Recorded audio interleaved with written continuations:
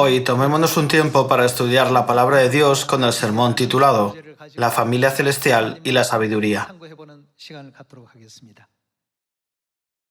¿Qué tipo de sabiduría nos da Dios sobre la familia celestial? Hermanos, ¿quién tiene la mayor sabiduría? Por supuesto, no hay duda de que Dios tiene la mayor sabiduría. Sin embargo, podemos decir que entre los que vivían en esta tierra, el rey Salomón tuvo la mayor sabiduría y fue Dios quien se la dio. El rey Salomón recibió el regalo tan especial de Dios, la sabiduría. En consecuencia, al gobernar el reino de Israel, no recurrió al uso de la fuerza ni a la coacción. Fue un rey sabio que gobernó a su pueblo con sabiduría. En el libro de Eclesiastés, él explicó la sabiduría que deben poseer los seres humanos. ¿Recuerdan cuál fue la mayor sabiduría sobre la que él escribió? Salomón probó muchas cosas diferentes para conseguir esta sabiduría. Fue un rey que disfrutó de todo lo que la gente del mundo deseaba y lo poseyó todo a su antojo. No reprimió nada de lo que sus ojos desearon durante su vida. Sin embargo, al final, ¿de qué se dio cuenta? Escribió que todas esas cosas eran vanidad. Veamos el libro de Eclesiastés, capítulo 1. Eclesiastés, capítulo 1, versículo 2. Vanidad de vanidades, dijo el predicador. Vanidad de vanidades, todo es vanidad. ¿No debería haber aparecido en la Biblia una expresión radiante, esperanzadora y orientada al futuro? ¿Por qué empleó Salomón el término negativo vanidad? Hermanos, supongamos que no hemos encontrado a Dios, ni hemos recibido el perdón de los pecados durante nuestra vida. ¿Qué tipo de vida sería esa? Podemos decir que una vida sin salvación no tiene sentido. Esto es lo que Salomón señaló en este versículo. Vanidad de vanidades, todo es vanidad. Versículo 3. ¿Qué provecho tiene el hombre de todo su trabajo con que se afana debajo del sol? Generación va y generación viene, mas la tierra siempre permanece. Sale el sol y se pone el sol, y se apresura a volver al lugar de donde se levanta. El viento tira hacia el sur y rodea al norte, va girando de continuo, y a sus giros vuelve el viento de nuevo. Los ríos todos van al mar, y el mar no se llena. Al lugar de donde los ríos vinieron, allí vuelven para correr de nuevo. Todas las cosas son fatigosas, más de lo que el hombre puede expresar. Nunca se sacia el ojo de ver, ni el oído de oír. ¿Qué es lo que fue? Lo mismo que será. ¿Qué es lo que ha sido hecho? Lo mismo que se hará. Y nada hay nuevo debajo del sol. ¿Hay algo de que se puede decir, he aquí esto es nuevo? Ya fue en los siglos que nos han precedido. No hay memoria de lo que precedió, ni tampoco de lo que sucederá habrá memoria en los que serán después. Yo, el predicador, fui rey sobre Israel en Jerusalén, y di mi corazón a inquirir y a buscar con sabiduría sobre todo lo que se hace debajo del cielo. Este penoso trabajo dio Dios a los hijos de los hombres, para que se ocupen en él. Miré todas las obras que se hacen debajo del sol, y he aquí, todo ello es vanidad y aflicción de espíritu. Lo torcido no se puede enderezar, y lo incompleto no puede contarse. Hablé yo en mi corazón diciendo, he aquí yo me he engrandecido, y he crecido en sabiduría sobre todos los que fueron antes de mí en Jerusalén, y mi corazón ha percibido mucha sabiduría y ciencia, y dediqué mi corazón a conocer la sabiduría, y también a entender las locuras y los desvaríos. Conocí que aún esto era aflicción de espíritu, porque en la mucha sabiduría hay mucha molestia, y quien añade ciencia añade dolor. En Eclesiastés capítulo 1 al 12, él enumeró todos los asuntos de la vida humana. ¿Cuál fue su conclusión? Escribió que la gente codicia las cosas vanas. Todo lo que consiguen con disputas y peleas, haciendo daños a otros para sus beneficios. Al final, todo es vanidad. Es como querer atrapar el viento. Por eso su primera palabra fue vanidad de vanidades, todo es vanidad. Si no encontramos a Dios durante nuestra vida, si no recibimos el perdón de los pecados y la salvación de Dios, y si no podemos entrar en el reino de los cielos, nuestra vida no tendría sentido. Sería como querer atrapar el viento. Con el paso del tiempo, se dio cuenta de que ya no podía encontrar el sentido de la vida. Se preguntó, ¿por qué tengo que vivir así? Por eso conoció a muchos sabios. Hablaba con personas que eran destacadas por su sabiduría y conocimiento. Por mucho que se esforzara en comprender la sabiduría y también la locura y la insensatez, no encontraba la sabiduría verdadera y duradera que buscaba. Entonces, ¿cuál fue el fin de todo el discurso? Teme a Dios. Además, ¿qué debemos hacer? Guarda sus mandamientos. En otras palabras, obedece sus mandamientos. Esta fue la conclusión final que quiso decir a la gente del mundo respecto a la mayor sabiduría que deben poseer. Todos los miembros de la familia celestial deben tener esta sabiduría. Dios es la fuente de la sabiduría, el principio del conocimiento y el origen del amor. Por eso hoy, mientras pensamos en la familia espiritual, entendamos a través de las enseñanzas de la Biblia la razón por la que Dios quiso darnos esta sabiduría. Veamos el libro de Eclesiastés, capítulo 12. Veamos el capítulo 12, versículo 11. Las palabras de los sabios son como aguijones, y como clavos hincados son las de los maestros de las congregaciones, dadas por un pastor. Ahora, hijo mío, a más de esto sea amonestado. No hay fin de hacer muchos libros, y el mucho estudio es fatiga de la carne. Versículo 13. El fin de todo el discurso oído es este: teme a Dios y guarda sus mandamientos, porque esto es el todo del hombre. Porque Dios traerá toda obra a juicio, juntamente con toda cosa encubierta, sea buena o sea mala. Salomón examinó toda clase de sabiduría que deseaba obtener en esta tierra y se dedicó a la comprensión de la sabiduría y también de la locura y de la insensatez, pero no encontró nada. No había nada que pudiera aprender de ellos. Todo era temporal, fugaz y momentáneo. Hermanos, nuestra vida es extremadamente corta. Por eso, a menudo se compara nuestra vida con una gota de rocío sobre una hoja. En cuanto sale el sol, la gota de rocío desaparece pronto. Por eso el momento fugaz de nuestra vida se describe como una gota de rocío sobre una hoja. Al pensar una vez más en lo inminente que es el reino de los cielos y en lo efímera que es nuestra vida, esforcémonos por vivir todos los días y cada hora construyendo una relación hermosa y llena de gracia con Dios. Sería realmente maravilloso si acumulamos esto durante nuestra vida. Pensemos en la verdadera sabiduría que permanece.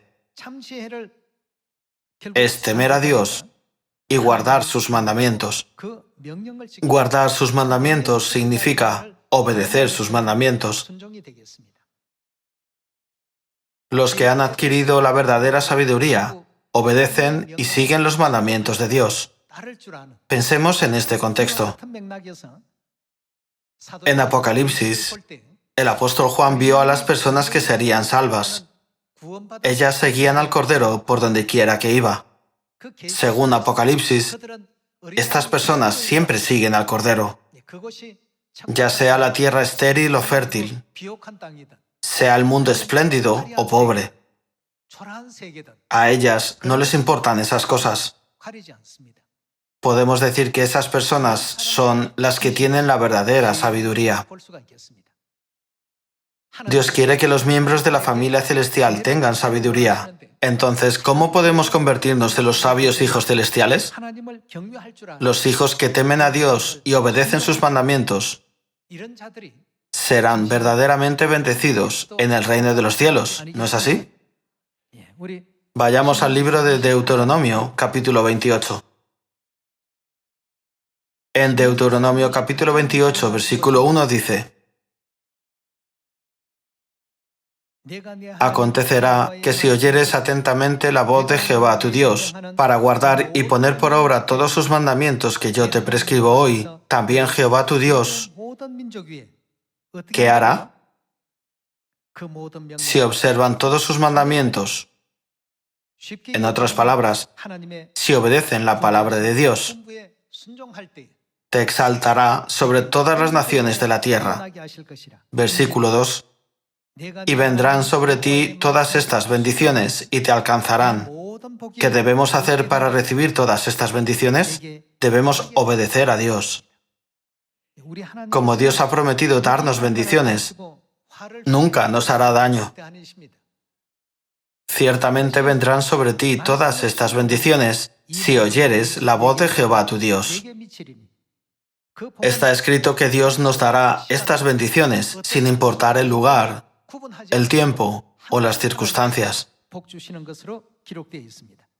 Bendito serás tú en la ciudad y bendito tú en el campo. Bendito el fruto de tu vientre, el fruto de tu tierra, el fruto de tus bestias, la cría de tus vacas y los rebaños de tus ovejas. Bendita serán tu canasta y tu artesa de amasar. Bendito serás en tu entrar y bendito en tu salir. Bendito serás en toda circunstancia, en tu entrar y en tu salir. ¿Cuándo nos ocurrirá esto? Esto sucederá si guardamos, cumplimos y obedecemos los mandamientos de Dios. La vida de obediencia en la que seguimos las enseñanzas de Dios es el secreto para vivir la vida más feliz en nuestro corto tiempo en esta tierra. La Biblia nos ilumina sobre este secreto de la felicidad. La vida en esta tierra no es todo. Está escrito que todo en esta tierra es figura y sombra. Aunque el rey Salomón era un rey sabio, hizo todo lo posible por adquirir aún más sabiduría. Examinó qué es el placer y también a entender las locuras y los desvaríos. También examinó las 7 emociones y los 5 deseos de los humanos. Y también el nacimiento, el envejecimiento, la enfermedad y la muerte, que todos debemos enfrentar. También aprendió sobre las abejas, las mariposas y decenas de miles de flores. Aunque examinó todas estas cosas, no había verdadera sabiduría en ellas. Al final, llegó a la conclusión de que la sabiduría más importante que deben tener los seres humanos es temer a Dios y guardar sus mandamientos, como está escrito en Eclesiastés, capítulo 12, versículo 13. Hermanos, ¿son todas estas enseñanzas aplicables a nosotros solo cuando estudiamos la Biblia y no se aplican a nosotros cuando estamos fuera y vivimos en el mundo? No, en absoluto. Si nos convertimos en los hijos celestiales, que siempre temen a Dios y guardan sus mandamientos, sin importar en qué circunstancia o situación estemos, Dios ciertamente dirá: serás bendito en tu entrar y en tu salir, y yo te pondré por cabeza y no por cola. Estas son las solemnes palabras de Dios. Vayamos al versículo 15. Deuteronomio capítulo 28, versículo 15. Pero acontecerá, si no oyeres la voz de Jehová tu Dios. Ahora se explica la situación contraria. ¿Cuál será el resultado de la desobediencia a la palabra de Dios? La Biblia nos enseña que la desobediencia es la auténtica necedad. No es la sabiduría en absoluto. Veamos de nuevo el versículo 15. Pero acontecerá, si no oyeres la voz de Jehová tu Dios, para procurar cumplir todos sus mandamientos y sus estatutos que yo te intimo hoy, que vendrán sobre ti todas estas maldiciones y te alcanzarán. Maldito serás tú en la ciudad y maldito en el campo. Maldita tu canasta y tu artesa de amasar. Maldito el fruto de tu vientre, el fruto de tu tierra, la cría de tus vacas y los rebaños de tus ovejas. Maldito serás en tu entrar y maldito en tu salir. Aquí, Dios nos enseña la situación contraria. Si desobedecemos la palabra de Dios, las dificultades nos perseguirán y las dificultades nos acompañarán por donde quiera que vayamos. Espero que todos los miembros de nuestra familia de Sion reciban las bendiciones de Dios. Para permanecer siempre en Dios y recibir sus bendiciones, ¿qué sabiduría debemos poner en práctica? Todos los miembros de nuestra familia celestial deben temer a Dios y reverenciarlo. Además, debemos obedecer sus mandamientos. En la Biblia está escrito que si lo hacemos, Dios siempre nos bendecirá abundantemente. En este sentido, pensemos en la historia del reino de Israel. Si echamos un vistazo a la historia de los reyes, hubo reyes como Saúl, el primer rey de Israel, David, el segundo rey, y Salomón, el tercer rey. Después de la dinastía de Salomón, Israel se dividió en sur y norte. El reino quedó dividido. El nombre del reino del norte era Israel y el nombre del reino del sur era Judá. El reino se dividió en Judá al sur e Israel al norte. El reino de Judá duró hasta el reinado del 20º rey después del rey Roboam. El reino de Israel en el norte comenzó con el rey Jeroboam y duró hasta el reinado del 19º rey. Examinando la historia de ambos reinos, podemos encontrar algunos reyes en el reino de Judá que guardaron los decretos, reglas y leyes de Dios en cierto modo. En el reino de Israel, sin embargo, desde la época del reinado de Jeroboam hasta el reino del rey 19º, no hubo ni un solo rey que agradara a Dios. Entonces podemos preguntarnos, ¿por qué Dios dejó que la historia de los reyes se escribiera en la Biblia? Cuando vayamos al reino de los cielos, Dios nos hará el real sacerdocio. Dios ha prometido darnos la autoridad de reinar sobre el reino de los cielos de acuerdo con la voluntad de Dios por los siglos de los siglos, ¿verdad? Necesitamos echar un vistazo a la historia de estos reinos. Entonces, ¿por qué Israel en el norte no aceptó ni siguió la voluntad de Dios? Fue porque no tenían la sabiduría necesaria para obedecer y guardar la palabra de Dios. Al gobernar su país, se apoyaron solo en su propia autoridad y poder humano. No tenían la sabiduría que les habría permitido disfrutar de una época de paz y prosperidad dentro de la gracia de Dios. Sin embargo, en el caso de Judá en el sur, hubo reyes como Ezequías y Josías. Pensaron, como no hemos guardado las leyes, decretos y reglas de Dios, nuestro reino se ha vuelto muy miserable. Por eso ha habido muchos desastres y dificultades. Después de darse cuenta de esto, tanto el rey Ezequías como el rey Josías guardaron la Pascua. Cada uno tomó la resolución pensando, este reino debe observar las leyes, decretos y reglas de Dios. Debo hacer que este reino obedezca a la voluntad de Dios. De esta manera, recibieron muchas bendiciones de Dios. Podemos descubrir esta historia en el reinado de estos reyes. Los reyes que obedecieron las enseñanzas de Dios fueron reconocidos como buenos y recibieron bendiciones de Dios. Sin embargo, los reyes de Israel en el norte no obedecieron las enseñanzas de Dios. Por lo tanto, siempre estaban enredados en la idolatría y la adoración a Baal, apartados de Dios. Si siempre moramos en Dios, obedecemos las leyes, decretos y reglas de Dios, y vivimos en su palabra, dándole gloria durante nuestra vida, tanto nuestra vida espiritual como nuestra vida física serán más prósperas. ¿No lo creen? Nunca debemos apartarnos de la sabiduría que Dios nos ha dado. Más bien, debemos obedecer las enseñanzas de Dios y seguirlo por donde quiera que nos guíe. También en nuestra familia física, si escuchamos las palabras de nuestros padres, suceden cosas buenas. Lo mismo ocurre con la familia espiritual. Con respecto a la familia espiritual, Salomón dijo que seguir los mandamientos de Dios con absoluta obediencia es la mayor sabiduría que la humanidad debería tener.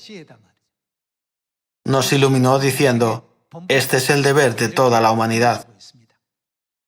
Para que los miembros de la familia celestial reciban mucha gracia de Dios y entren en el reino de los cielos, las bendiciones de Dios son esenciales. ¿Cuándo vendrán sobre nosotros tales bendiciones? Dios dice que las bendiciones vendrán sobre todos nosotros si guardamos sus mandamientos. Por lo tanto, donde quiera que nos guíe, nunca debemos desviarnos de sus enseñanzas.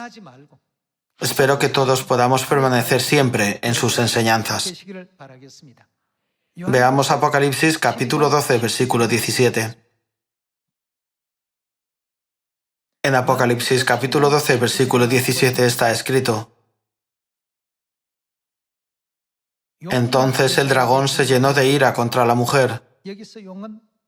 ¿Quién es este dragón según el capítulo 12, versículos 7 al 9?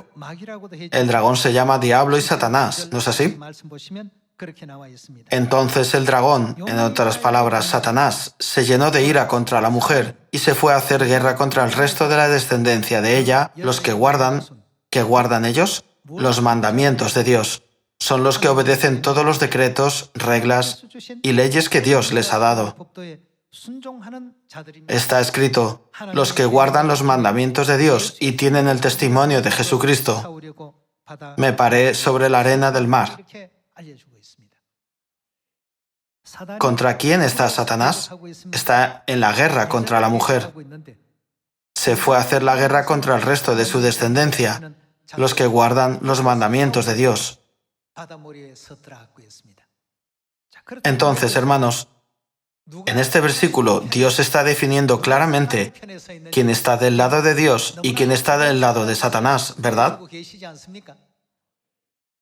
¿Quién está del lado de Dios? El resto de la descendencia de la mujer. ¿Y qué guardan ellos? Guardan los mandamientos de Dios. Ellos son los que luchan contra Satanás. Podemos entender definitivamente que los que guardan los mandamientos de Dios están del lado opuesto de Satanás. En otras palabras, están del lado de Dios. ¿Quiénes son ellos? Ellos son el resto de la descendencia de la mujer, los que guardan los mandamientos de Dios. Al final, las únicas personas en la tierra que pueden luchar contra el dragón son las que guardan los mandamientos de Dios. Continuemos con 1 de Reyes, capítulo 2, versículo 1.